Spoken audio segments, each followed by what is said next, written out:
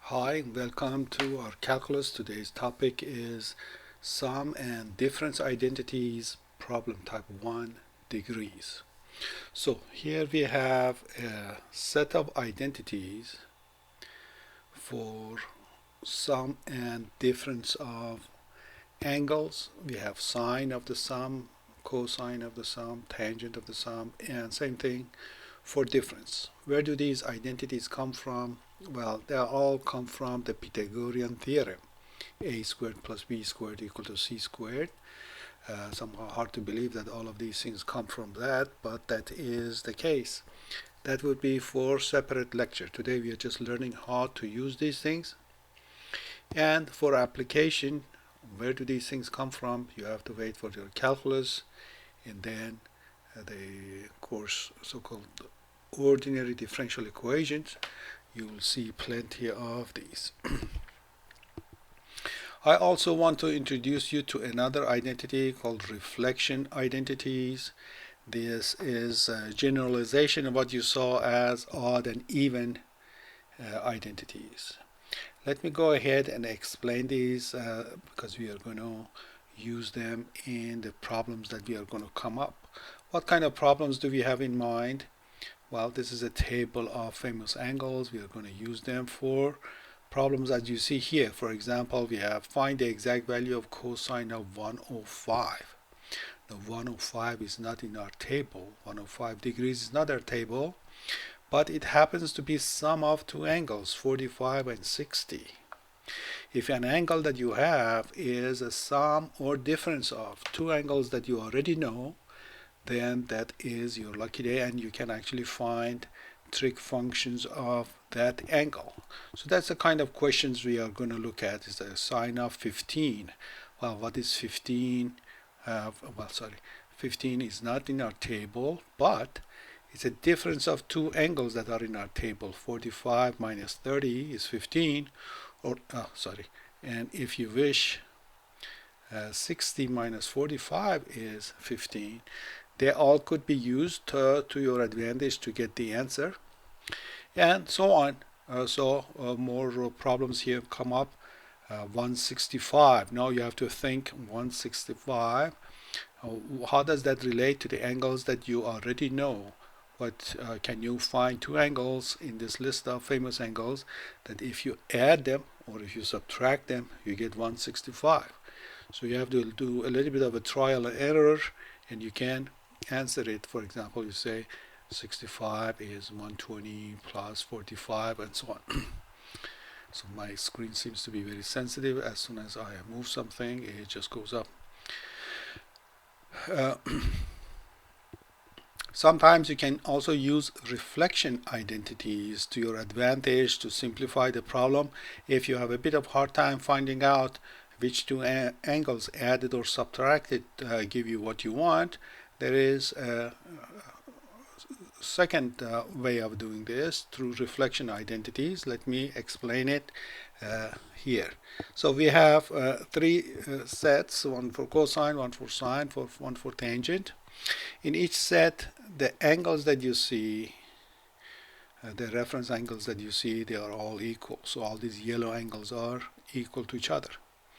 Now what happens if you have an angle whose terminal side, if you have an angle whose terminal side ends up on these two red rays, then their cosines will be equal and positive. If they end up on these blue rays, they'll be equal and negative. If one is on the blue and the other one is on red, they are going to be equal except for their sign. This is negative and that is positive, and so on.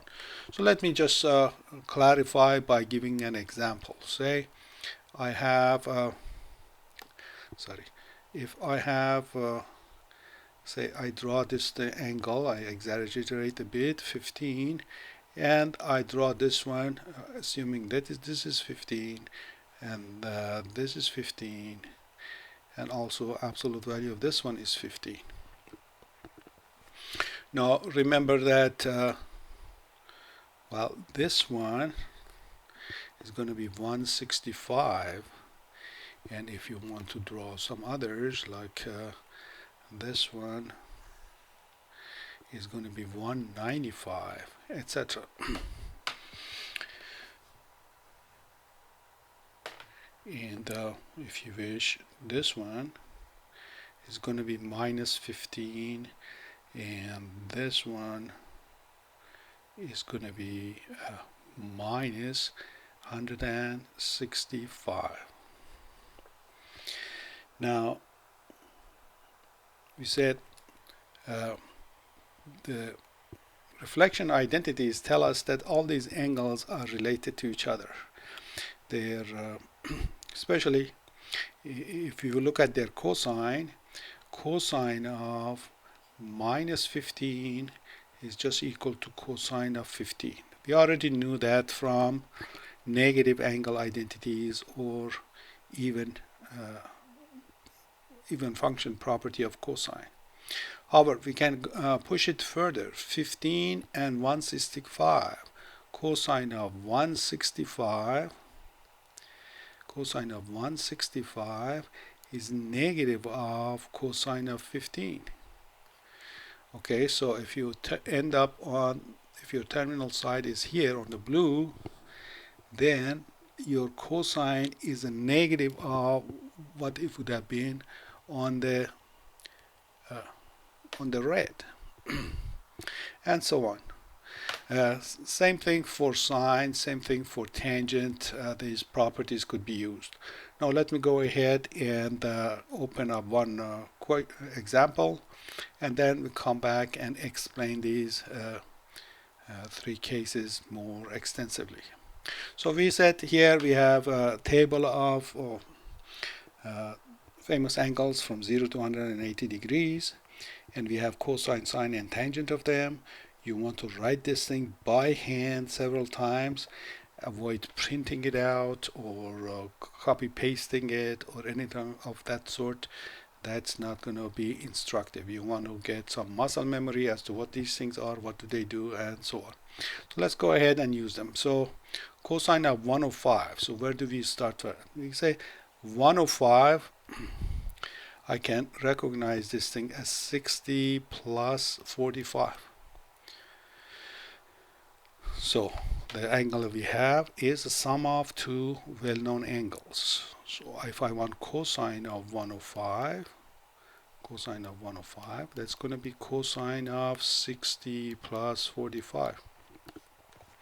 Now every time you come across this, instead of looking at your table of formulas, try to write it one more time. So cosine of A plus B, that's what we want. Cosine of A plus B is cosine of A cosine of B minus sine A sine B.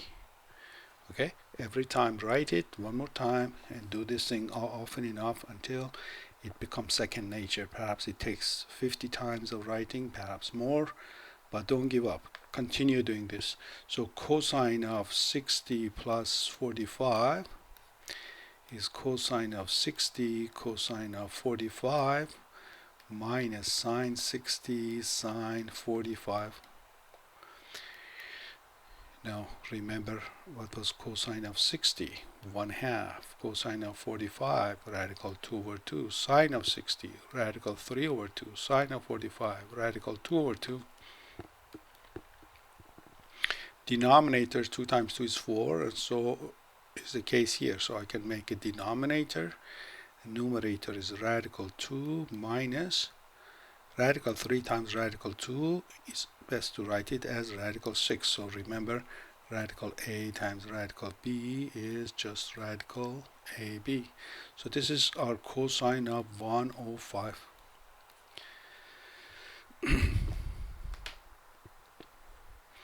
Now, of course, you could have also said, where is 105? So 105 is obtuse angle, so 105. Now I go ahead and so my 105 ends up on this blue thing. Question is, what is the comparable red thing on this side. Well, these two reference angles have to be equal. If up to blue is 105, is what is left here is 75. So that's going to be also 75. So what I get is that if I had stopped on the first, if I come here, 75, the cosine of these two will be negative of each other. So let me draw the other one also in the suggestive color that we had over there. So this is 105, the red and blue. Cosines are the same except for the fact that one is plus and one is minus. So I can easily say cosine of 105 is negative of cosine of 75. So that's a reflection identity for cosine, which tells me what? Which tells me cosine of 75 will be negative of this if I wanted to find that, or if I had the cosine of 75 already, I could come and say cosine of 105 is negative of what I have on the other place. Okay, how about sine of 15 degrees? So again, we go back to our table. Can I make 15 degrees? Of course, you can make 15 degrees here, but these angles are not all that familiar. 15 between 45 and 30 is a lot more comfortable, or 60 minus 45. Many times you actually have plenty of choices. So let's go ahead and pick one of them.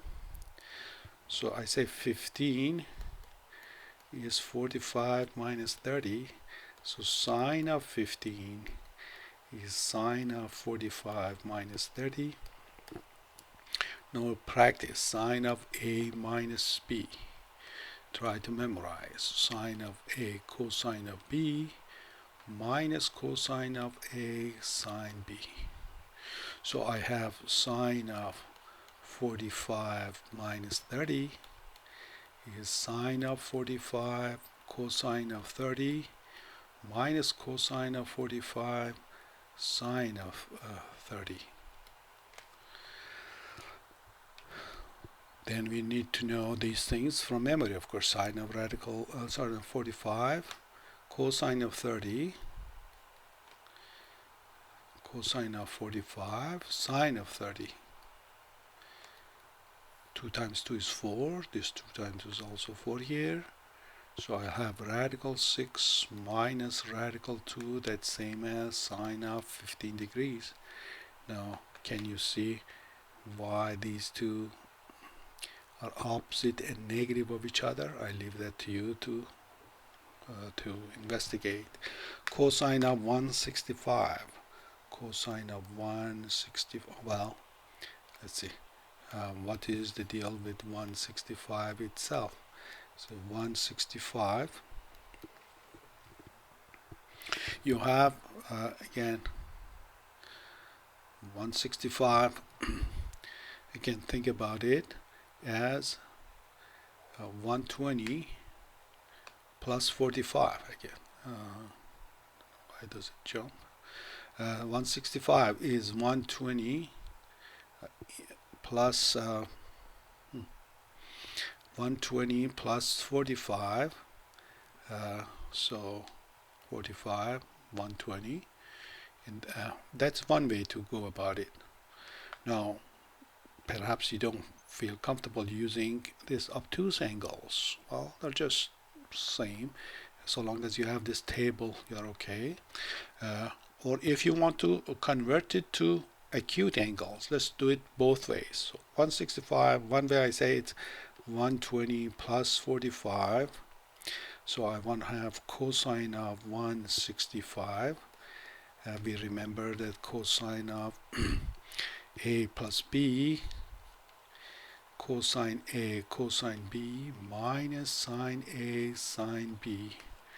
So this is going to be cosine 120 cosine 45 minus sine 120 sine 45. Cosine of 120. Let me see if I remember. That's minus, let's see, minus cosine of 60, which is 1/2. So I kind of didn't quite remember it. That is minus 1/2 times radical 2/2 minus sine 120 radical 3/2, and then times radical 2/2 again, and then I have minus radical 2 minus radical 6/4. Okay, so radical times radical, we know how to do that. Denominators are also 4 on both of them, and then we are all set. Option number 2 is to say, well, where is 165? 165 is an angle that is, here's a big angle, 165. Well, what's the reflection angle of this one? 165, how much is left? It's left 15 degrees, so the angle here is 15. So I say that cosine of 165, these two are negative of each other, is cosine of 15. And then cosine of 15, did we do it already? We did sine of 15.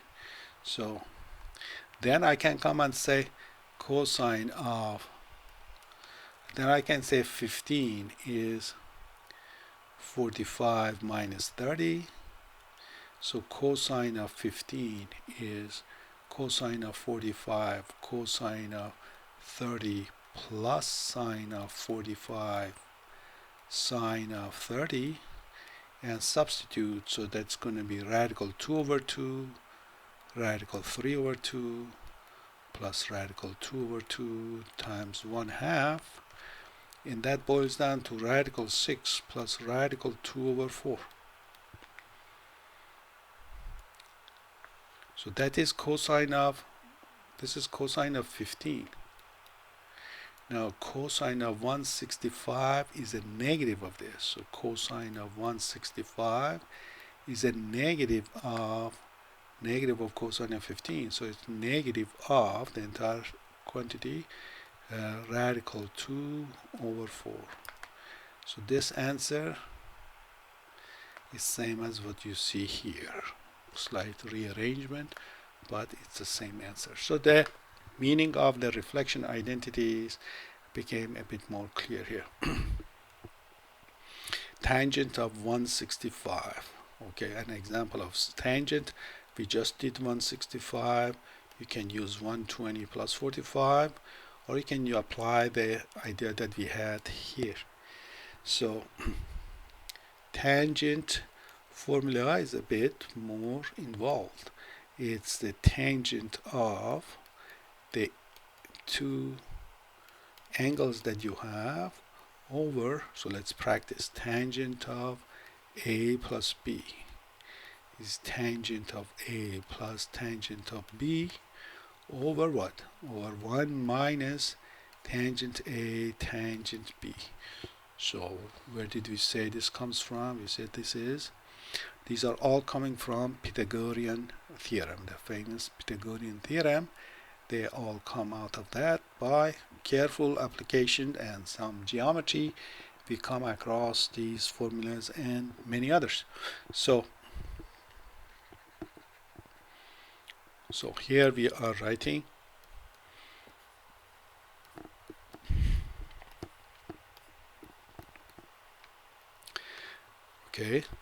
tangent of 120. That's negative of tangent of 60, which is negative radical 3. Tangent of 45 is 1. 1 minus, it's minus radical 3 times 1. So it became minus radical 3 plus 1 over 1 plus radical 3. Now, as far as the software concerned, this is just as good as an answer as anything else. So you can call it quits there and say I'm done.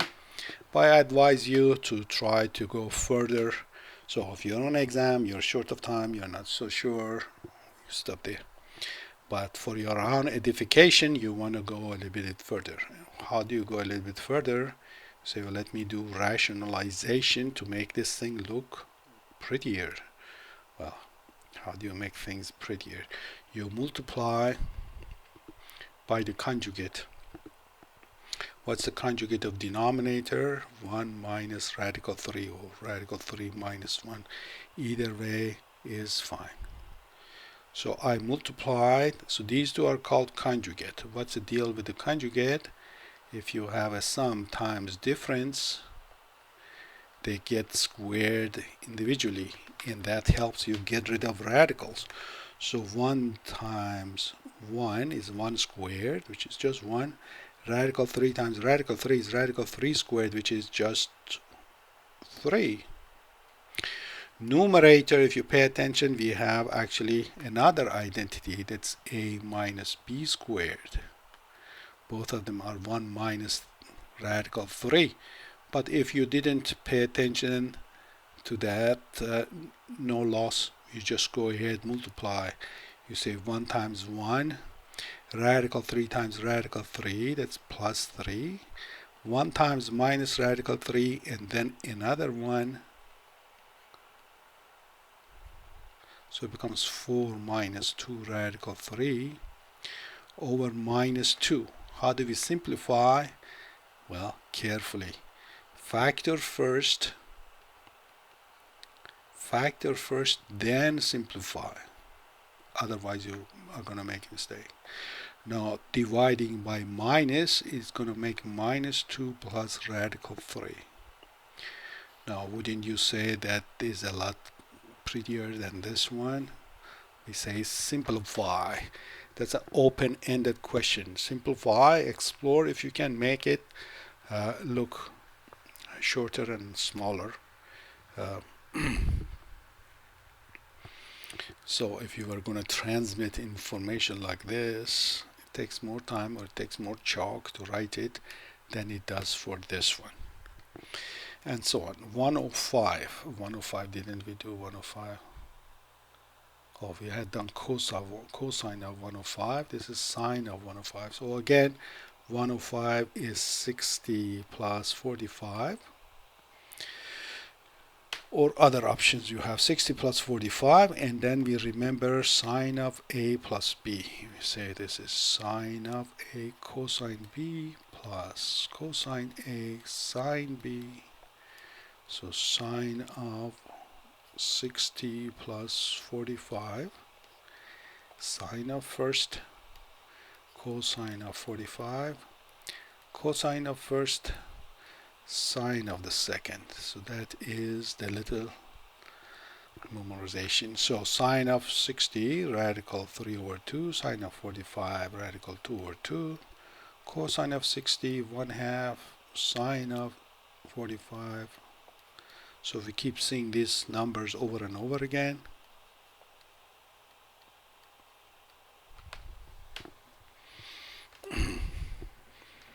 Now try to show that when you do sine of 75, you get the same thing by reflection identity. So we have 2 more of these things. Oh, I didn't leave. Anyways, tangent of, so here's a question. Minus 105. Okay, a little bit different. It's obviously not the sum of 2 things we are familiar with. How about difference of 2 things? Well, which 2 angles, which are here, which of these 2 angles, if subtracted, will give you 105. Was it 105? I forget already. 105, yes. So which of these 2 angles, when they're subtracted, are going to give minus 105. So Do you see that 45 minus 150 is gonna do it for us? So let's try to use that. So I can say, okay, 45 minus 150. A little bit odd thing to do, but that's the case. Now tangent of difference is tangent of the first minus tangent of the second over 1 plus tangent first, tangent second. So tangent of minus 105 will be tangent of first minus tangent of second over 1 plus tangent first times tangent second. So this is supposed to be 1, oh, let's see.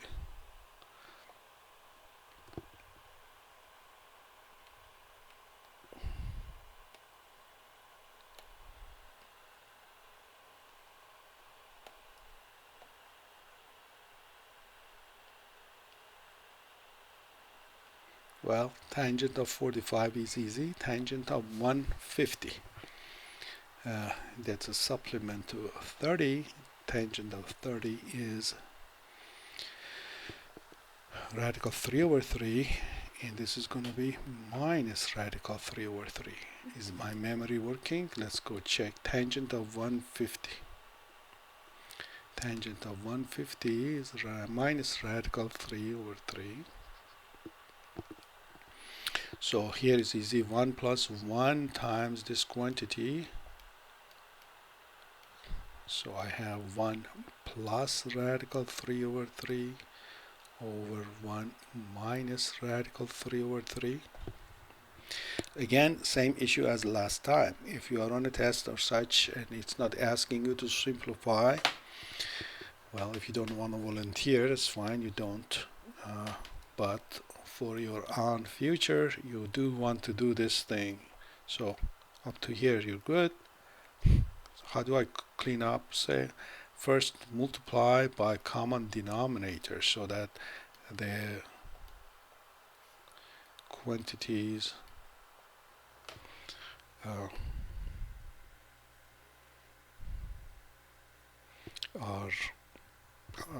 well, you don't have fraction in fraction. Then what? Then you say, well, I am gonna multiply by the conjugate to clean it up. What is the conjugate? Well, whatever is in the denominator, you flip the sign between those two components, okay? So I had 3 minus radical 3, I make 3 plus radical 3. And by accident, that happens to be exactly what's in the numerator, but that wasn't the criterion. So when you multiply conjugates, first item squared, that's 9, minus second item squared, which is 3. Numerator by accident is another identity. If you want to use the identity, or just multiply 3 times 3 is 9. Radical times radical is 3. Twice the first times the second is 2 times 3 times 2 times 3 times radical 3. I hope I didn't go too fast, but by now you should be used to some shortcuts and such. So numerator I have 12 plus 6 radical 3. We said factor first, then divide. Now you divide, and out comes 2 plus radical 3, which I'm sure every reasonable person is going to agree it is simpler than leaving it some. So this one looks like my son's room before it cleaned up, and this is after everything went into its own drawer. Second one is better than the first.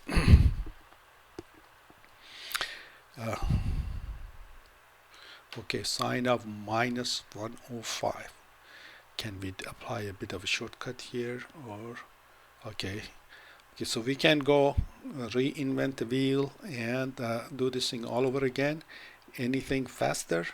Well, sine of minus theta, we really remember, is minus sine of theta. That was uh, odd angle identity, actually odd function identity or negative angle identity. So I can say sine of minus 105.